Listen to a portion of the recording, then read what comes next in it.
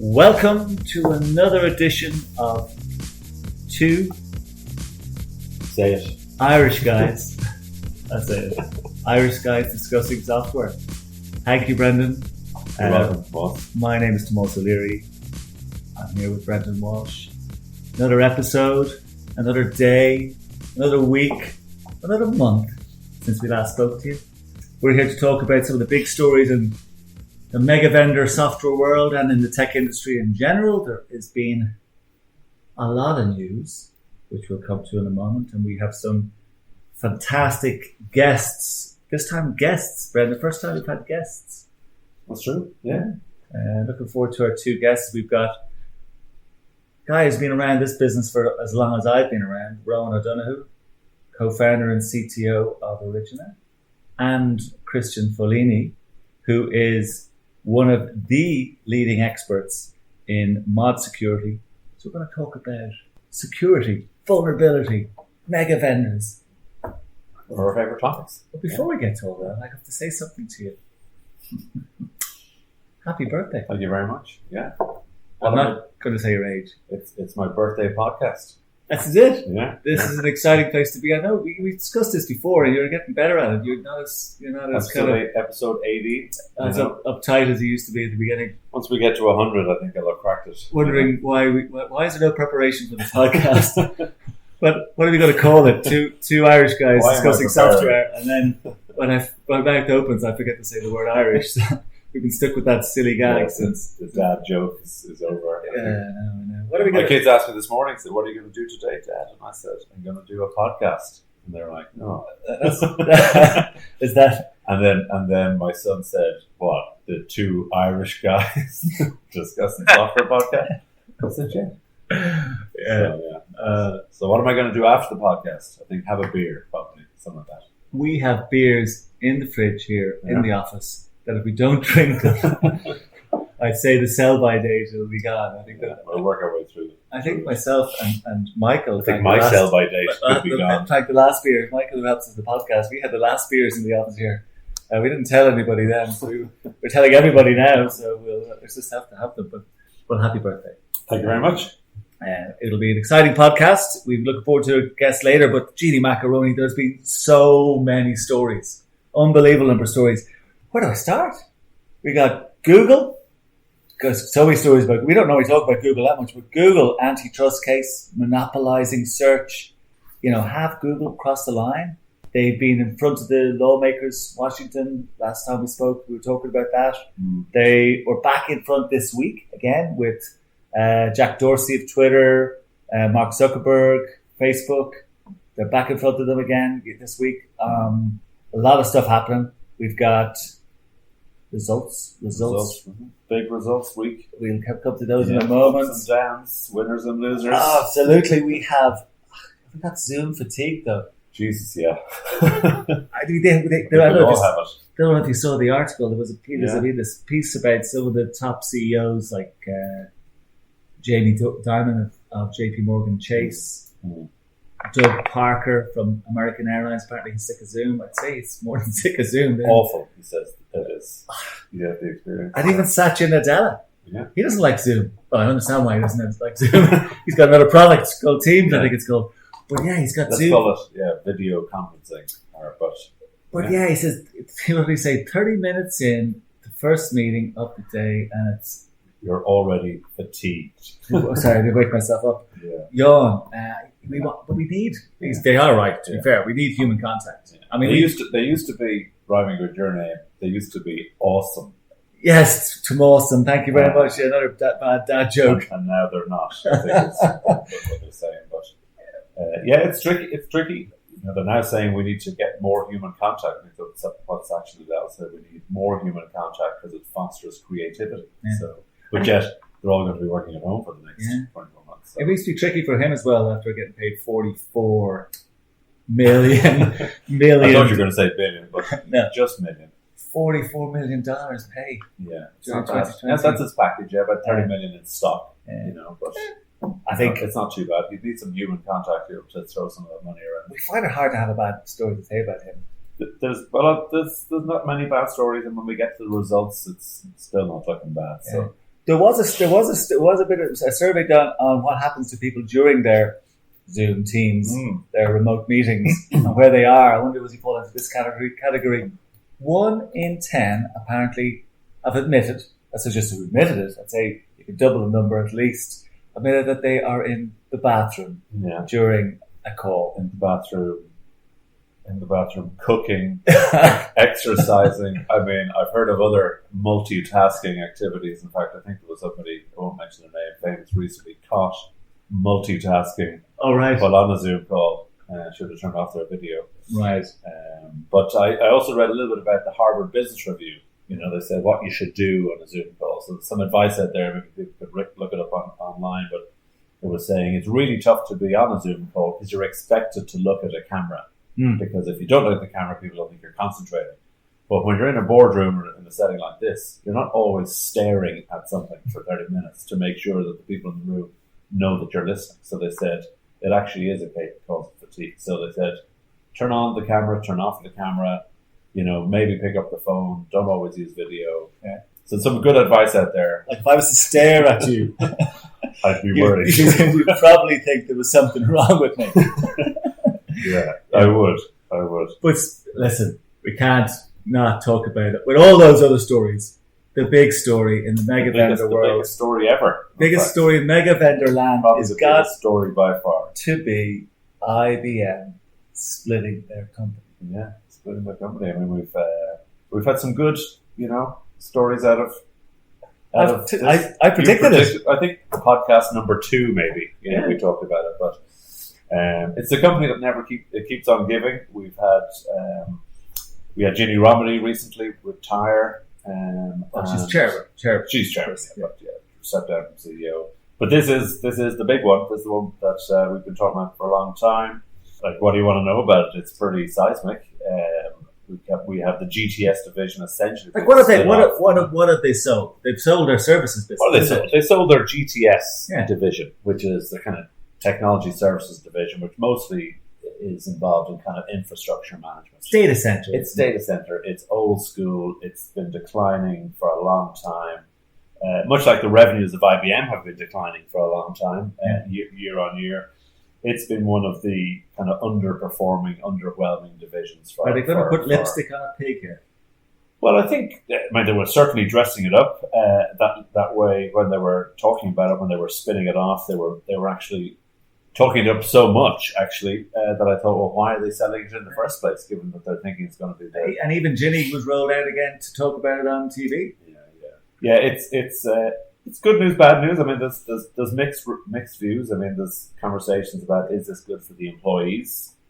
Apparently not. Apparently there could be up to at least 20,000 redundancies or resource-actioned employees in GTS out of the 90,000 that exist there at the moment. That's been happening anyway for a long time. There's a lot of redundancies in the GTS area. Is it good for the customer? It's very hard to know. IBM has never really done anything that's been particularly good for its customers over the last decade. That's what we've seen. It's about the stock price. It's about the share price, in my opinion. It's about trying to put, as you say, lipstick on the pig and paint a good story. IBM have been suffering in the public cloud space. They probably lost that battle. They've spent $32 billion to get into the hybrid cloud, all in the back of declining revenues. I mean, if you look at IBM in the last kind of 20 years, previous numbers a few times, but back in 2011, they were over $100 billion in revenue. In 2019, $77 billion in revenue. And the GTS division, which in 2011 itself was at about $40 billion in revenue, so nearly 40% of revenue of IBM is down to around 27 billion. So it was 40 billion at one stage, and they're saying now it's a 19, so it's halved in that period. Yeah, the part of the division GTS, which is going to be sold into this new co, will represent about 19-20 billion. There's a part of it that isn't going into the new co, which is about 6-7 billion that they're keeping into IBM. So the really declining bit, the bit that's been most underperforming, is being put into new co. And any bits that are anyway decent, particularly the bits that meet the kind of hybrid cloud, multi-cloud, the containerization software that's been worked on which is why they bought Red Hat in the first place. All that good stuff has been kept in IBM, and arguably all the crappy stuff has been. And you can see all the marketing heads in Armagh going, we'll do. We're going to call the Newco because it's really old co. And we'll let the name Newco. I mean, it's crazy stuff. Somebody will make some money out of rebranding it. But yeah, so they're the facts. I mean, let's see what pans out. It's going to take till the end of next year for it. What has it meant for their numbers? I mean, they had some numbers out recently. Yeah, well, look, I mean, the numbers are the same as they've ever been. So if you look at disaster, it hasn't been good for a long time. So we do the numbers every quarter, but this is the third consecutive quarter of declining revenue, 17.56 billion. So it's down 4% year on year, 18 billion in Q3 2019, 17.5 billion in Q3 2020. The GTS division, which we've just been talking about, it was down 4%, and it was down 6% year on year over 2019. So it's all kind of down and down, really. They're actually struggling a bit for cash for the first time in a long time. Free cash flow is its lowest ever since 2001. So just over $1 billion in free cash flow. Yeah. So free cash flow was used. There's definitely lipstick going on this pig. Pay dividends. Yeah. Sometimes they pay the entire free cash flow out as dividends to the shareholders. So the shareholders won't be happy about that. But that said, they didn't have a huge dip in their overall valuations. It kind of fluctuated a little bit. Yeah. But another kind of fairly grim set of results for IBM, to be honest. Yeah. Anybody have good results out there? There are some, but the next kind of grim set of results. More grim. Oh, good. Yeah, I mean, we like grim. This is kind of shocking, actually, but a little bit. But SAP released their Q3, so their results kind of basically talked about reduced income on the back of COVID-19. So COVID-19 causing a slowdown in the move to cloud and their cloud services. They've also changed their ambitions as a company. So everybody has their kind of their mid-tier ambitions. So their 2023 ambition has now become the 2025 ambition because they've moved out their ambitious targets of becoming a 40 billion company by a couple of years. Wow. So what else has gone on there? Yeah, I mean, basically saying customer investments have been pushed back. Demand is impacted well into 2021. So it'd be nice to their customers.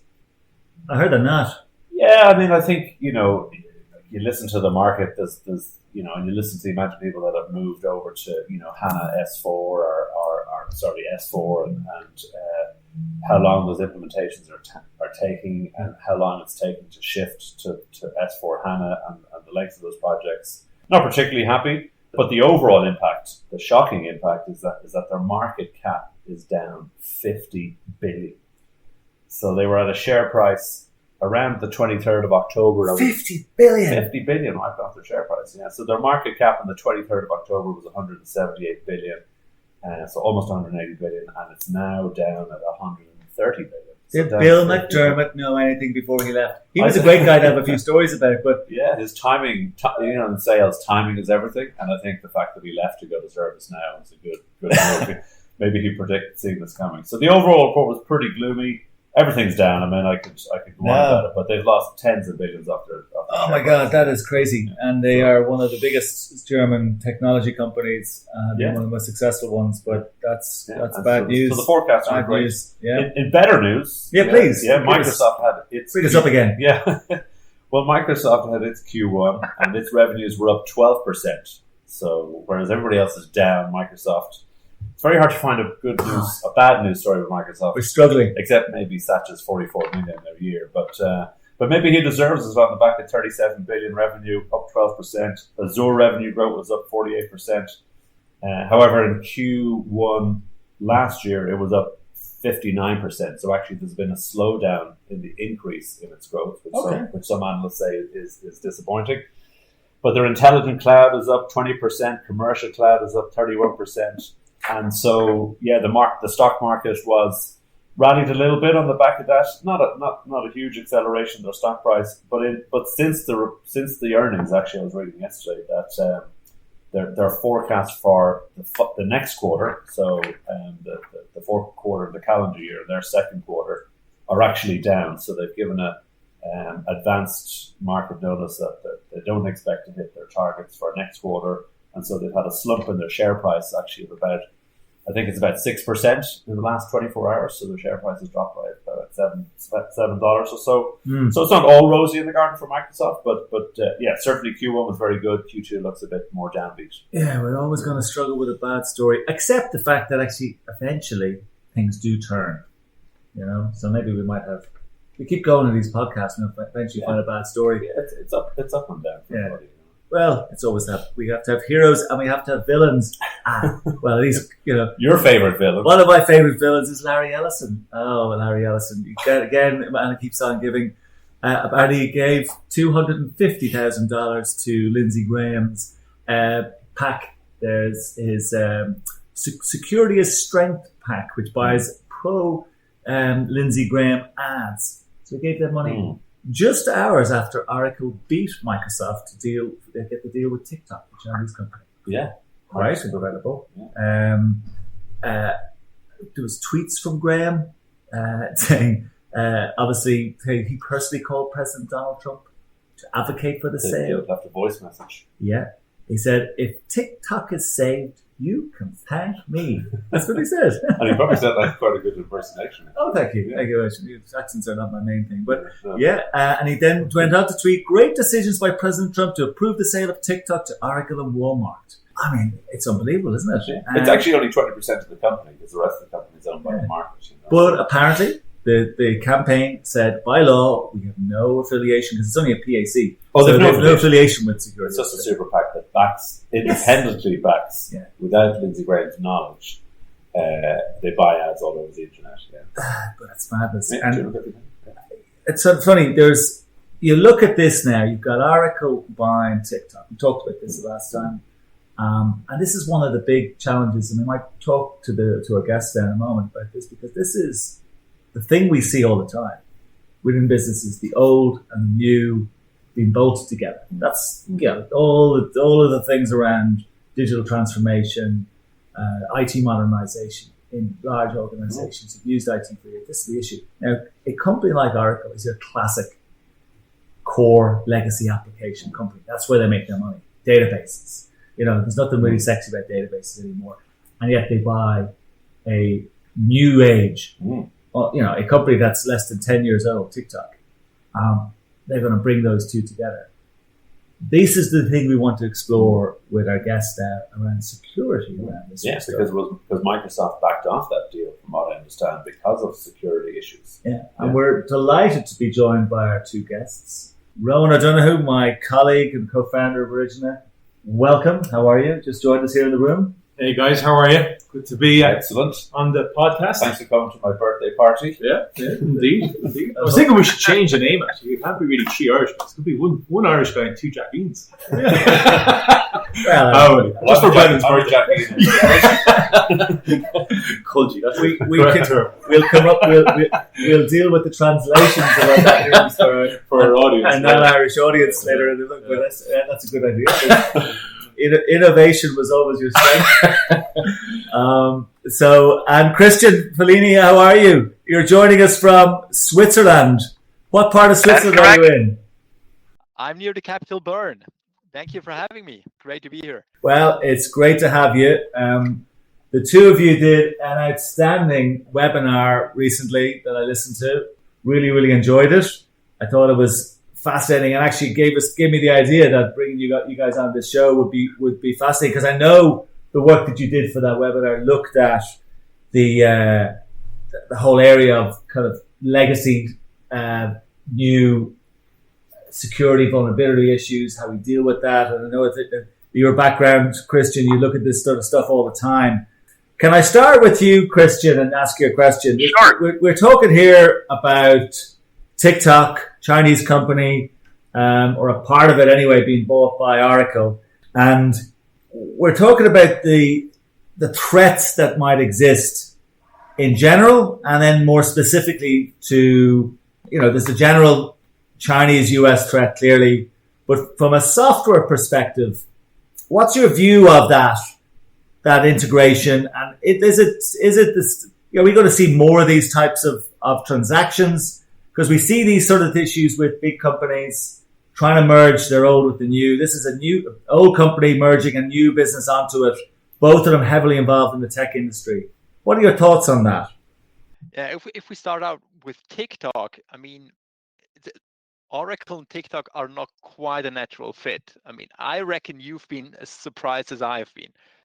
And Oracle doesn't really have a history of being very successful with surprising acquisitions. So I wonder how they can bring the two together, but I definitely cannot see how this could fit. More generally speaking, yes, we're seeing more and more of these. I mean, IBM purchased Red Hat in a surprising move, or maybe not so surprising. And there you could really see how they can complement each other. Here it's just, for me, this is too bizarre to actually work. Then there is a rivalry between the US and Chinese companies, or China at large. And as there are new startups existing outside the traditional US market or originating from outside US, the big US companies, the mega vendors, they're interested to get them back in, to rein them in, so it all stays under US control. So I reckon we're going to see more of this. And from a security perspective, I mean, let's say for me as a Swiss, I'm neutral. I don't care who attacks me, and if it's the US or the Chinese, we're going to. They're not taking my privacy very seriously, so I don't mind too much who these companies belong to, and we just have to continue to keep an eye on what they're actually doing. So it doesn't really make so much of a difference. But then it's a real game changer when no longer US company are controlling 95% of the internet. So there is suddenly Chinese, maybe Indian or European companies who have a bigger dent into this. Yeah. So it's getting more diverse and maybe more complex, and also harder to assess the security situation. And it's probably a natural development in this kind of anti-globalization, as jurisdictions or countries are becoming more protective. I mean, we see it within the European Union. There's increasing pushes to have European alternatives to some of the major US tech companies. They're calling them to task in a similar way, actually, even in the US, as we talked earlier. I don't know if you were listening in when we talked earlier about the likes of Google and Facebook, the big tech companies getting challenged by various lawmakers and lawmaker committees in the United States, and indeed the antitrust case against Google. Maybe it's a defense. I mean, Oracle's case, that maybe it's a defensive move, as they expect maybe a challenge because they are a US company. They might expect challenges growing globally. Therefore, they acquire a totally unrelated business, really, in North America that allows them maybe expand there, and maybe in jurisdictions where it's allowable, where there's more US-friendly administrations. Do you think that sort of trend is going to continue? And if it does, what do you think that might do to opening up security challenges? I would say diversification is certainly a good defense strategy if it comes to cases like that we're seeing. If TikTok is such a bright move is a different question.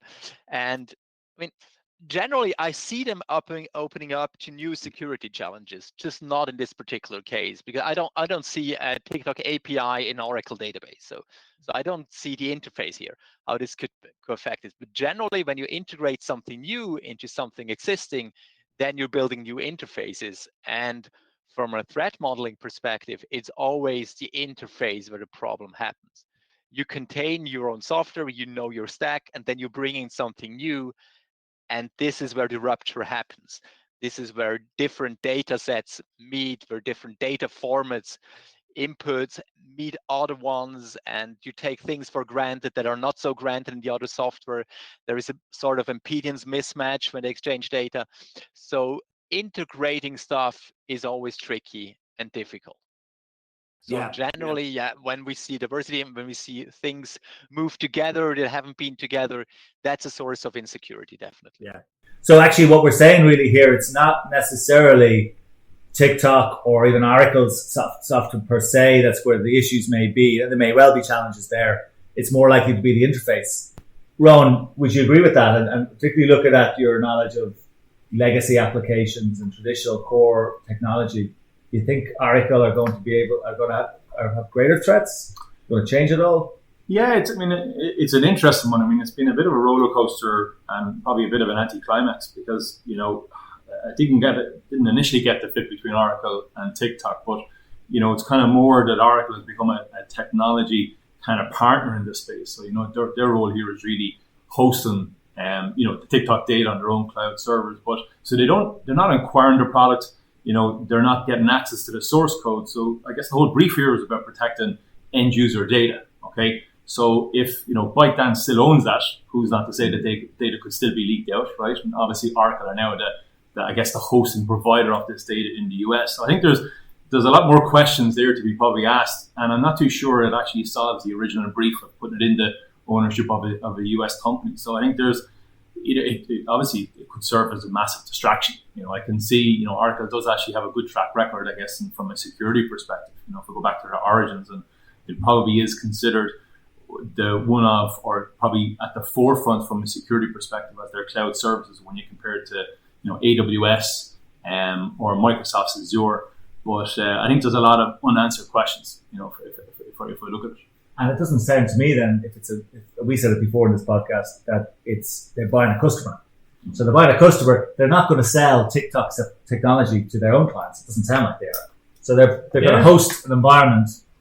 So really, it's probably not a trend then. You're going to see. And I know Christian talked about the Red Hat IBM acquisition. Yeah. Red Hat is probably, you wouldn't have considered them maybe new age. They were probably new age 10 years ago.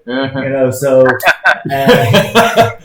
Yeah, it's another. I didn't see the fit originally. Where does it help Oracle? I mean, I heard you guys talking about numbers earlier on. I mean, Oracle posted their numbers. I mean, they've got an increase in revenues as well. So I think they bet their kind of forecast. I think they were up 6%. So, what did they get out of it? I think it'll help push them from a cloud services perspective. And listen, I think every organization is probably looking at, where is their future in this kind of post-COVID kind of world? Do they, does Larry have some sort of vision in terms of getting into a social media kind of platform? Who knows, and maybe what they can use. I guess the key thing for them is it's data. That's what Oracle's about. They're getting access to data here. But going back to the security piece, the problem with it is they can't control it. Yeah. They're not buying that IP. They're not getting access to the source code. So I think it actually creates more security questions and more challenges for Oracle. And again, if you look at how it might impact their customers, could get eye taken off the ball and get distracted by it. Who knows? Because if you go back to what you said earlier, Christian, around that interface being the area of risk, and we look at, say, in the business that we're in, a lot of the journeys that big enterprises are doing on this kind of out with the old, in with the new kind of concept. The old is still there, in a lot of cases for a while. The new is there, and that's the interface you're talking about there, Christian, is it? That when you bring in this new tech to interface with the old tech, there is a potential exposure. Is that what we're talking about? I'd say so, yeah. That is exactly the problem. And how can one deal with that then? In security, there is a practice called threat modeling. And this means you look at your service in a very holistic way. Look, where are the interfaces here? Where are the ruptures? Where are breaking points where we see this fall apart?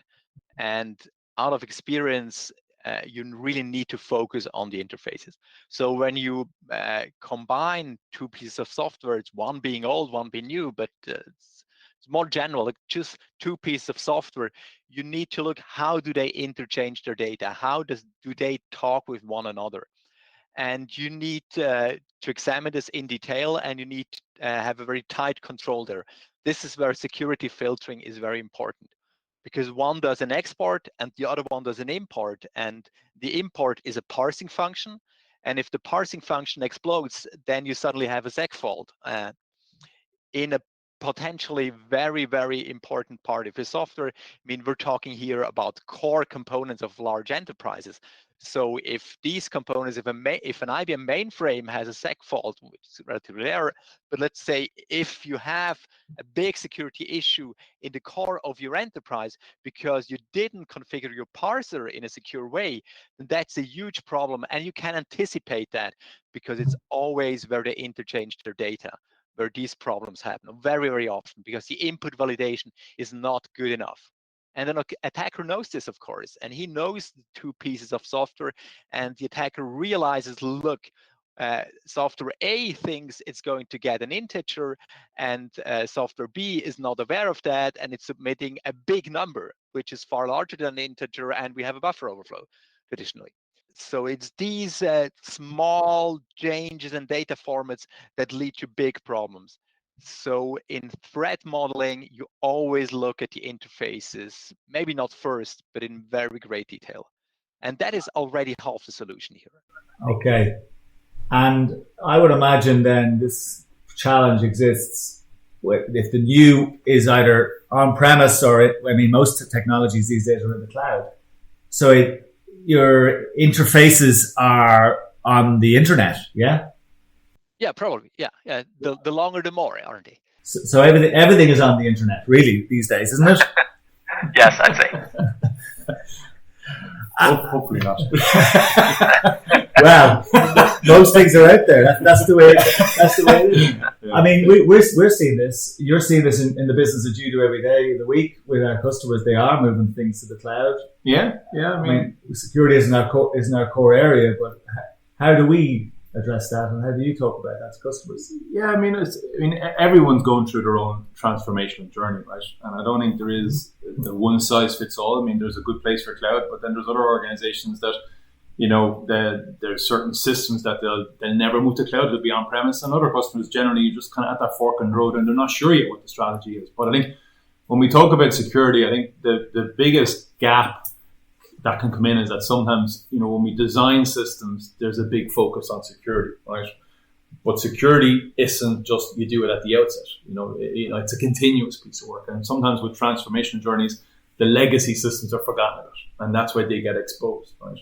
And I think it's important that until that journey is complete, the whole environment, be it cloud and on-premise, is kind of looked at from a security context, particularly where vendors are, all the mega vendors are looking, they're investing in the new technology, right? They're not really as interested in the old platforms, and we can see that with their support programs, right? So that leaves customers exposed, okay? And I think, that's probably the area where the customer should not lose focus.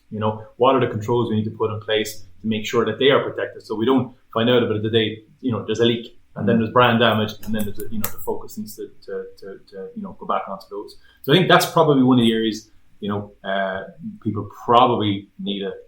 What should the mega vendors be doing then? If they're not, so you've described what they're not doing, okay? So what should they be doing? Good question, man. I think what they should be doing is looking after those estates, but they don't. And I think that's where, we help our customers today in terms of looking at those environments. It's about profiling the estate, it's understanding, what are the right solutions to protect against it. But it's not just about, a world of applying patches, etc. It's about monitoring. It's about having, data protection in place. It's about having a good incident response, because even if you look at it, we've seen them with malware, if your laptop gets encrypted, for example, right? And then you don't want to pay your ransom, you could lose all your data. So, you don't want to be exposed in those situations where you don't have a data backup. So there's some principle that, that you should be focused on. But, vendors are not looking at those estates today. And the problem is a lot of customers are not that agile in terms of moving to the cloud. So they feel they're being abandoned. So, if I was a customer, I would be demanding more from those mega vendors. But unfortunately, that's not forthcoming. Yeah. Environments are becoming more complex. There's less money available, perhaps, in the current climate for sure. So people are going to have less resources, less time, potentially more exposure. As people are no longer able to travel, criminals will be looking for opportunities online. It paints a scary picture. And I know, Christian, you have involvement in this with the stuff you've done in the mod security area. I wonder, do you have a view? When I think about security, I always think about kind of the old books I used to read, Robert Ludlum and spy novels. And as a kid, the government usually, and regulators and lawmakers usually have a role in this. They're really only now starting to take an active interest. Do you think there should be a role for lawmakers and regulators in this area? Yeah, I mean, who's protecting your privacy if there are no laws? I mean, this is the whole reason about GDPR. I don't know if GDPR is playing out so nicely, but there is definitely a need for lawmakers to interfere, because the individual customer is such a small person in front of a company like Facebook, for example. I mean, what does Facebook care about the privacy of an individual customer? So it takes nation states or the European Union to confront these problems. And then we have this whole IoT problem. I mean, the Internet of Things is a race to the bottom as far as security is concerned. These are just produced on the cheap, hooked up on the internet, and then let the world deal with it. I mean, they might be around for years. They're weak, they're easy to exploit, and they're used as zombies in botnets and start to attack you. I mean, you're now facing probably armies of fridges attacking your heating system or stuff like that. And I think there has got to be a role for lawmakers forcing companies to build in basic security in devices that are hooked up on the internet. And that's definitely not happening so far. And of course, the first legislation will drive the business out of that country. So it has to be a big initiatives, a coordinated initiatives of major industrial countries. So this is happening. And this is going to play into US-China war, of course. So it's very hard to tell. So I think, yes, there is a role, but of course, it's hard to do good legislation in this area. I mean, this is a very innovative space. There are a lot of startups. There is a lot of action happening. And with every law that you're imposing, you're risking to kill business, and nobody wants to do that. So I think it's tricky. Interesting point about the IoT space there, Christian, and the cheap or low cost devices, because the majority of them are actually made in, speaking of TikTok, the majority of them are probably made in China and then shipped to the US, where they're monitoring everybody's activity. Do you think that'll be another US administrative target in the coming years, like it did with TikTok and protecting the data, that actually they'll go after the device manufacturers and maybe insist that they're manufactured on US soil? And then not so cheaply? Yeah, maybe. I think the whole surveillance via Chinese webcams, I think it sounds almost too simple for me, or too obvious. Also, the same thing via TikTok. Maybe yes, maybe no. It's very hard to tell for me, but it's definitely a thing, and it's hard to supervise production as long as it's in China. So maybe what I do see is European Union prohibiting selling gadgets without a security seal on it. This I can imagine that this could happen. Yeah, I think you're going to find that. I mean, you just need to go on AliExpress and you see the amount of products out there with technology, and you can be sure, I guess, if the manufacturing costs are low, there's, the security aspect is being shortchanged. So, I mean, they will be on the market. You can't really control production. Those areas, you'll always have that challenge. So, you just need to be wary. I think it's education. Be wary what you're buying, what you're exposing yourselves, and don't buy IoT devices. Yeah, sure, man. Good advice, but what can the standard customer do about this? How would they know? What do they know about firmware updates and webcams? Nothing. Yeah. Nothing. They wouldn't know anything, the standard customer. Yeah, it's there's a big road to travel in this area. We do have to wrap things up very shortly, but I did want to ask you a final question, Christian, while I have you here. Not to put you on the spot, but looking forward, we're heading, sadly, well, maybe not so sadly, to the end of 2020. It's been such a awful beginning of the decade. 2021, leaving aside your thoughts on lockdown version 2, COVID version 2, in relating to your own industry and your own work, Christian, tell us, what do you think? Do you have any thoughts or predictions for the future into 21, and what would they be? Well, tough question. Thank you for that one. Well, looking back at this year, I'd say can only get better. But then, being more serious, probably not. Security threats are always popping up. I was asking myself if this ransomware, malware, this encryption of files, if this was going away because people have learned to do proper backups. Yeah, maybe. Maybe I'm too optimistic. Maybe this takes another couple of years until this disappears. I reckon that denial of service is going to be back sooner or later. I think denial of service is always underestimated, and it's so simple to do. So I reckon that's back. And then definitely the big data leaks will continue. Data is consolidated, data is centralized, so it's going to leak. This is continuing. And I think your audience, customers, people need to be aware that data leaks, password leaks are a huge threat. Company need to check the passwords that their employees and their users, their customers are using. They need to monitor passwords, and they need to make sure that they have strong password. And of course, two-factor authentication is a huge improvement here. So that is something they can do. And then what we definitely have not seen is criminals changing data. We have seen criminals stealing data. We have seen criminals encrypting data, which is a form of stealing. But we have not seen criminals changing data at will and then run an extortion on this. To give you an example, if you break into an architect, in the shop of an architect, and you change the building plans in subtle ways, like say, look, you guys are building a bridge, and we changed the static dimension of this bridge a bit. It's likely it's going to break. Here is our bank account, and you tell you what we changed. I mean, I think they have to pay. And I think this takes more thinking on the side of the criminal, how they can affect. But I think it's much more effective to force people into paying, into forcing them to either go out of business or complying with the attacker. And I wonder when we're going to see that. This is beyond the basic stealing or destruction of data. It's the manipulation of data. And I think that is super dangerous.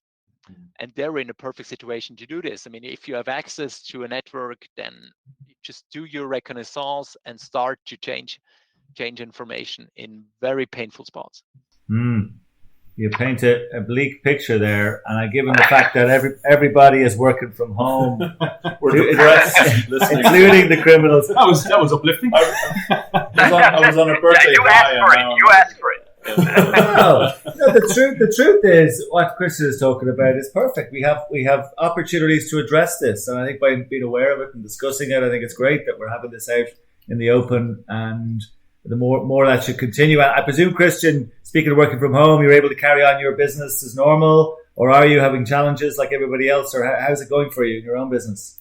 Oh, the plan was definitely let's stay with my family a lot more in 2020. So this played out nicely, and I actually long to go back to an office. Well, good for you. I hope we're all get to an office, and I hope we get to see you again. Thank you to you, Christian. Thank you, Rowan, for joining us. Finally get to join us on our Two Irish Guys Discussing Software podcast. He's been looking at us for the last 2 years going, what are these guys actually up to? so now he knows. So thank you, guys. Brendan, I think we're at the end of another show. Yeah, unfortunately, very sad. Yeah, I'm going to go home now and get some birthday cake or something. Well, have a beer, Brendan. Happy birthday. We're going to have that beer. We're going to have the beer first. Yeah, we'll check the date first. Very good. Yeah. Thank you for having me, guys. And I drink a beer to you, Brandon. Thanks, Christian. Talk to you soon. Thank you. We will be back in a month's time. We have another guest coming from the west coast of the United States. We'll get in more detail to come. And until then, God knows what will happen. We'll have possibly a new president of the United States. Maybe, maybe not. Who knows? We'll hear lots of more results, I'm sure. Lots more exciting things will happen. The world will change, that's for sure. But we will be here. We'll be back. Talk to you soon. See you then. Thanks, Rowan. Thanks, Christian. Cheers, guys. Thanks for having me. Thank you, guys. Cheers. Bye. Thank you.